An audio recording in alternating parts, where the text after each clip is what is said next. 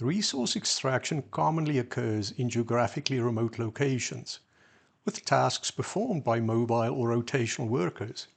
Many of these jobs are safety sensitive in nature, meaning these are jobs where impaired performance for whatever reason could result in a significant workplace incident affecting the health or safety of the worker, their co-workers, the public, the property where the work is performed, or the environment.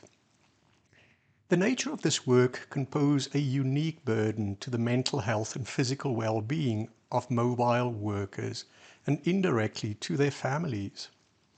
During their shifts, mobile or recreational and rotational workers commonly live on site in work camps, lodges, hotels, private rental suites, or personal recreational vehicles, and return home for leave. Our researchers conducted a series of stakeholder meetings with industry experts, health professionals, and workers to gather insights and recommendations on improving mental health conditions for mobile workers.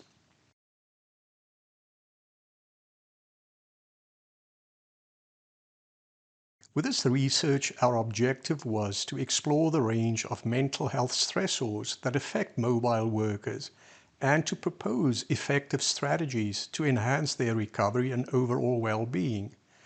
It relied on the insights of various stakeholders and synthesizes existing literature, highlighting the mental health challenges and supportive interventions relevant to this unique population of workers.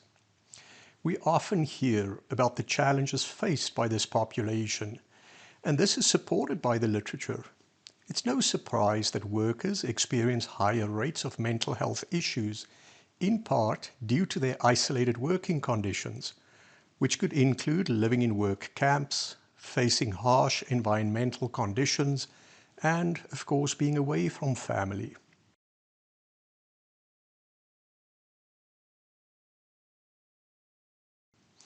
The research found increased incidence of anxiety and depression, and substance abuse was more prevalent among these workers. To get by, they may also engage in maladaptive coping mechanisms such as alcohol and substance use and misuse, which can lead to the development of alcohol or drug addiction and other substance-related conditions. These have a direct impact on occupational performance, absenteeism, workforce turnover, and can result in a disproportionately increased occupational risk. Substance use was common not only during times at work, but also more prevalent during periods when at home and when work was not immediately being performed.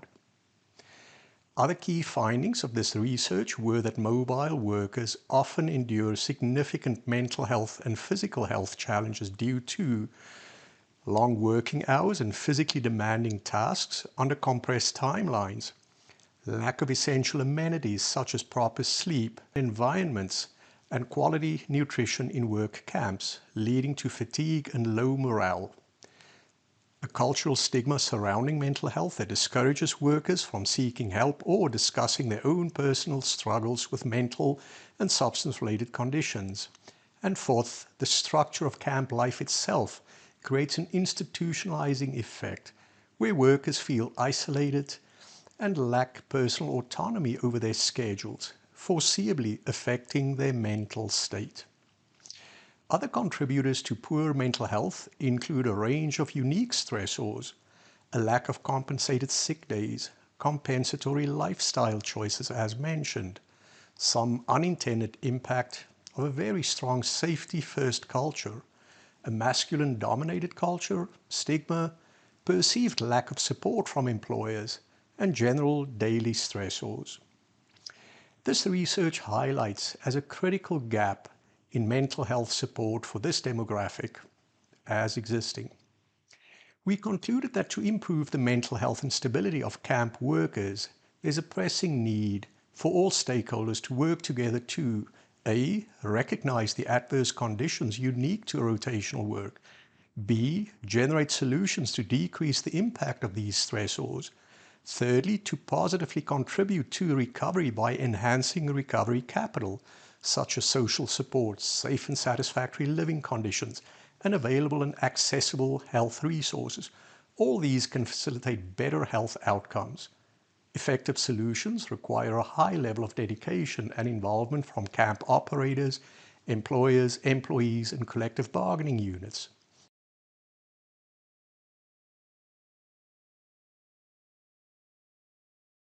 Some of the strengths of this work we performed is that it integrates diverse stakeholders' perspectives, which adds depth and practicality to the recommendations.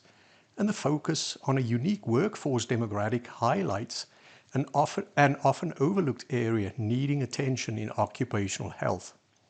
Some of the limitations include the notion that the research may not be adequately representative of variations in experiences among different types of mobile workers, such as those in various sectors, for example, construction versus maintenance and others. Finally, there's currently a lack of longitudinal data to assess the long-term impacts of proposed interventions.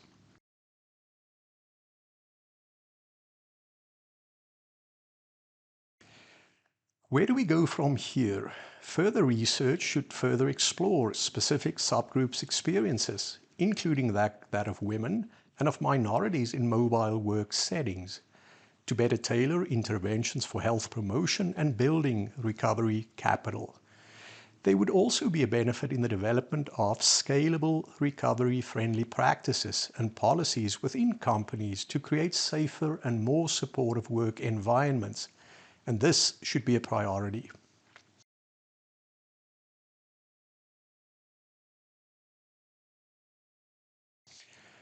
To summarize, although the number of mobile workers in Canada is not fully known, the population of mobile workers is in fact significant. Increasingly, resource extraction is occurring remotely with a need for rotational workers. These research findings serve as a compact overview for medical professionals involved in occupational health, mental health, and resource management, emphasizing the importance of addressing the mental wellness of mobile workers to foster a healthy workplace. In brief, the findings can help guide the occupational medicine community, other health providers, and all workplace stakeholders involved in developing targeted preventive and health promotional interventions for mobile workers.